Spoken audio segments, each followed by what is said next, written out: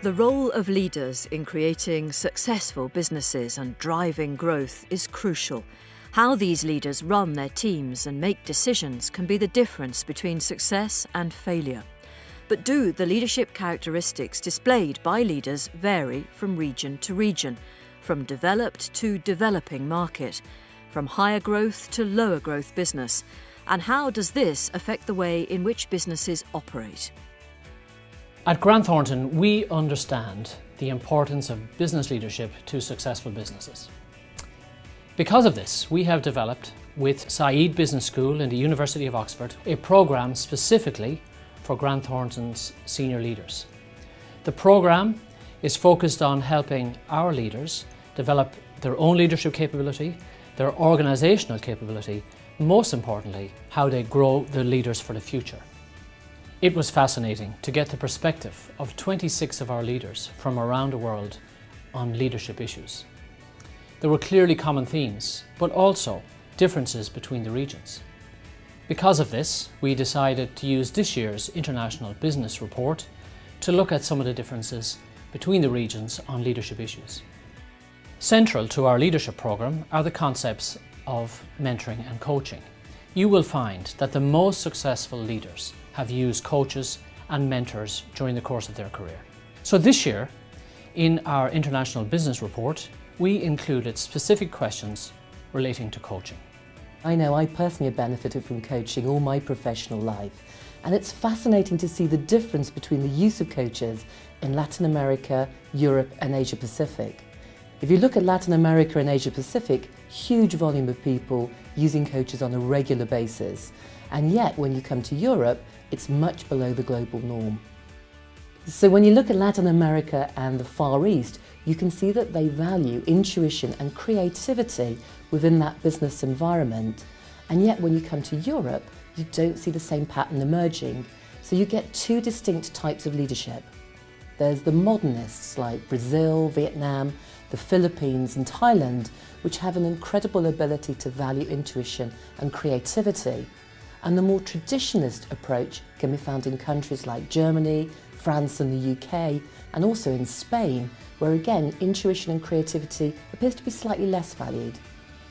In the IBR research, we also asked about people who are in senior positions, and particularly women in senior positions. And it was probably no surprise to see that in the Far East and Latin America, there's far more women achieving those senior roles. It is no coincidence that we've got this great link between acceptance of coaching, intuition, creativity and women getting to the top in their countries. At Grant Thornton, we work with dynamic organisations all over the world.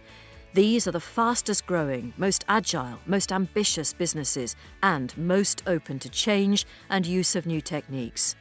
We identified these high-growth or dynamic businesses in the survey using 8 performance indicators.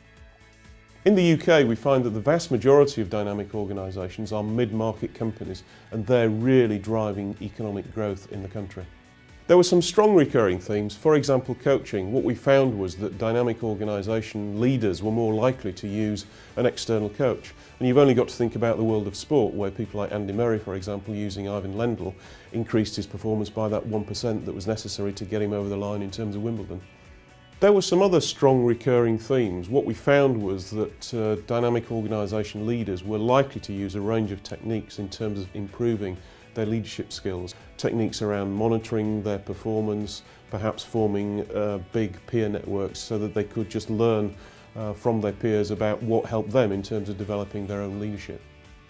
In Grant Thornton, we find that the best decisions are often a blend of reason and instinct. And indeed, the very highest performing companies, the leader often is taking decisions just on the back of gut instinct and experience.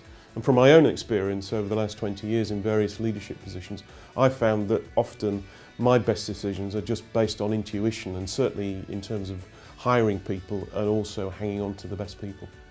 Grant Thornton's leadership survey has shown how leaders in dynamic organisations operate, adopting a more open and collegiate style.